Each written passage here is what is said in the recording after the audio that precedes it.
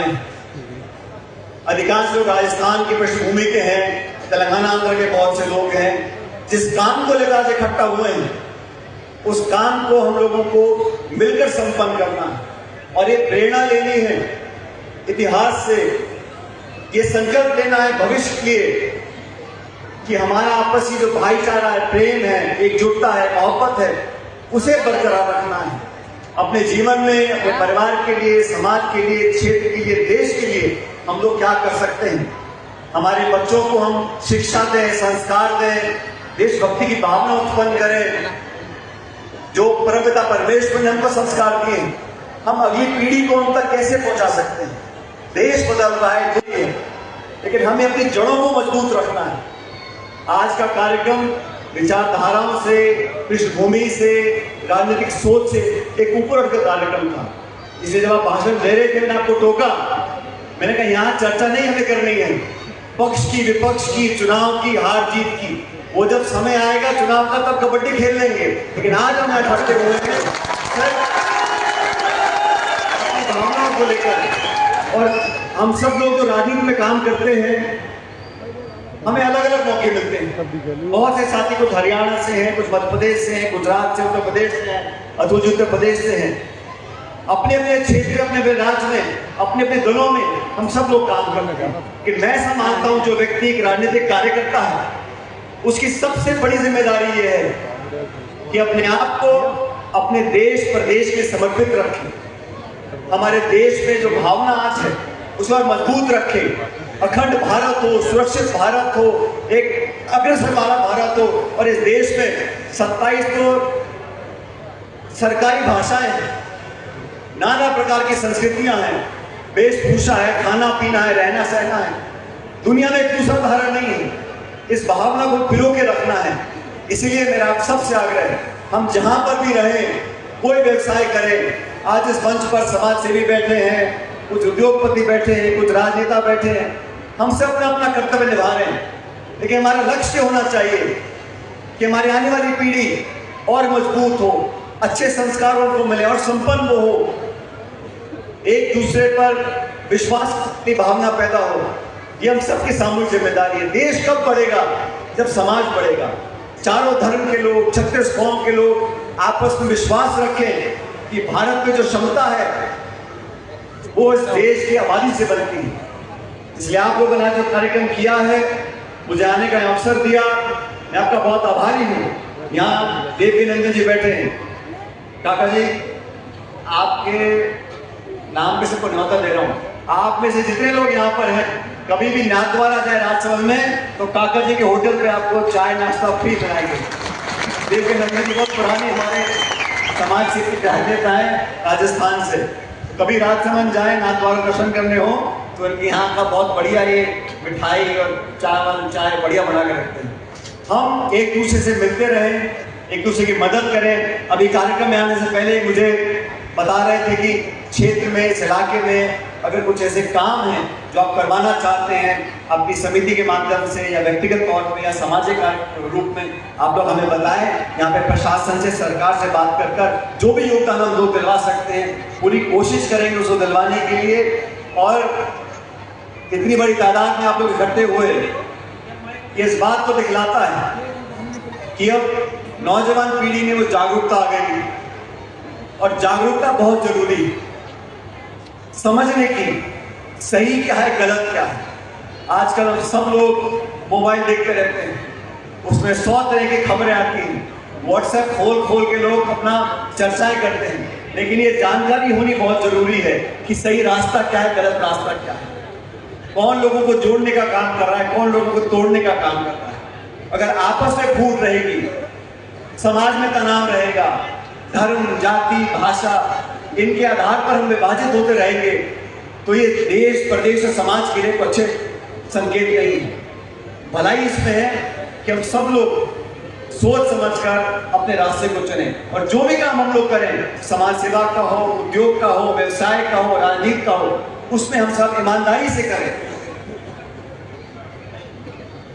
ईमानदारी, निष्ठा, श्रद्धा भाव और एक दूसरे के प्रति सम्मान, इन बातों को अगर हम अपने सीने में रखेंगे तो मैं समझता हूँ हमारा बहुत भविष्य बेहतर हो सकता है। और मैं फिर कहना चाहता हूँ, जो आने वाली पीढ़ी है इनको अच्छी शिक्षा हम लोग दें। समाज में बहुत सारी बुराइयां हैं, कुछ ऐसी कुरीतियां हैं जिसको हमको खुल के विरोध भी करना चाहिए।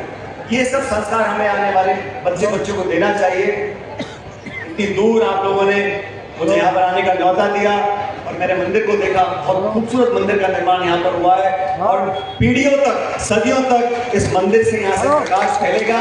और आज का जो कार्यक्रम किया आप सब लोगों ने, और इसका श्रेय मैं आप सभी लोगों को देना चाहता हूँ, और विशेष रूप से लोगों को जिन्होंने अपना समय निकालकर इस कार्यक्रम के प्रति अपने आप को समर्पित रखा और हर तरह से इस कार्यक्रम को कामयाब बनाने की आपने कोशिश की।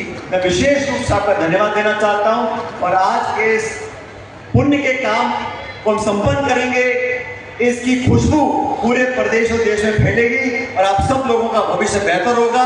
मैं परमपिता परमेश्वर से कामना करता हूँ कि आप लोग हमेशा मुस्कुराते रहो, फलो फूलो, आगे बढ़ो। ईश्वर आपको बहुत तरक्की दे, आपके बच्चों पर आशीर्वाद रखे और आपका स्नेह और आशीर्वाद इसी प्रकार बना रहे। बहुत बहुत धन्यवाद। राम राम साहब। अभी रुकिए, आगे अभी भी नहीं है, करवाया जाएगा, सम्मान होगा। देखिए स्टेज के ऊपर न्यूसेंस मत फैलाइए, रुक जाइए। अब हम लोगों के सम्मान की कड़ी में जो हमारे यहाँ पर विशिष्ट जो शख्सियत समाजों के लोग आए, अधिकांश लोग राजस्थान की पृष्ठभूमि के हैं, तेलंगाना आंध्र के बहुत से लोग हैं। जिस काम को लेकर आज इकट्ठा हुए हैं उस काम को हम लोगों को मिलकर संपन्न करना है और ये प्रेरणा लेनी है इतिहास से। ये संकल्प लेना है भविष्य के लिए कि हमारा आपसी जो भाईचारा है, प्रेम है, एकजुटता है, मोहब्बत है, उसे बरकरार रखना है। अपने जीवन में, अपने परिवार के लिए, समाज के लिए, क्षेत्र के लिए, देश के लिए हम लोग क्या कर सकते हैं। हमारे बच्चों को हम शिक्षा दें, संस्कार दें, देशभक्ति की भावना उत्पन्न करें। जो परमपिता परमेश्वर ने हमको संस्कार दिए, हम अगली पीढ़ी को उन तक कैसे पहुंचा सकते हैं। देश बदल रहा है, लेकिन हमें अपनी जड़ों को मजबूत रखना है। आज का कार्यक्रम विचारधाराओं से, पृष्ठभूमि से, राजनीतिक सोच से एक ऊपर उठकर कार्यक्रम था। इसलिए जब आप भाषण दे रहे थे, मैंने आपको टोका, मैंने कहा यहाँ चर्चा नहीं हमें करनी है पक्ष की, विपक्ष की, चुनाव की, हार जीत की। वो जब समय आएगा चुनाव का तब कबड्डी खेल लेंगे, लेकिन आज हम इकट्ठे हुए हैं भावनाओं को लेकर। और हम सब लोग जो राजनीति में काम करते हैं, हमें अलग अलग मौके मिलते हैं। बहुत से साथी कुछ हरियाणा से हैं, कुछ मध्य प्रदेश से हैं, गुजरात से, उत्तर प्रदेश से हैं, अतुल उत्तर प्रदेश से हैं। अपने अपने क्षेत्र, अपने अपने राज्य में, अपने अपने दलों में हम सब लोग काम करते हैं। कि मैं ऐसा मानता हूं जो व्यक्ति एक राजनीतिक कार्यकर्ता है, उसकी सबसे बड़ी जिम्मेदारी ये है कि अपने आप को अपने देश प्रदेश के समर्पित रखें। हमारे देश में जो भावना आज है उसे और मजबूत रखें। अखंड भारत हो, सुरक्षित भारत हो, एक अग्रसर वाला भारत हो। और इस देश में 27 तो सरकारी भाषाएं हैं, नाना प्रकार की संस्कृतियां हैं, वेशभूषा है, खाना पीना है, रहना सहना है। दुनिया में एक दूसरा उदाहरण नहीं है। इस भावना को पिरो के रखना है। इसलिए मेरा आप सबसे आग्रह है, हम जहां पर भी रहें, कोई व्यवसाय करें। आज इस मंच पर समाज सेवी बैठे हैं, कुछ उद्योगपति बैठे हैं, कुछ राजनेता बैठे हैं।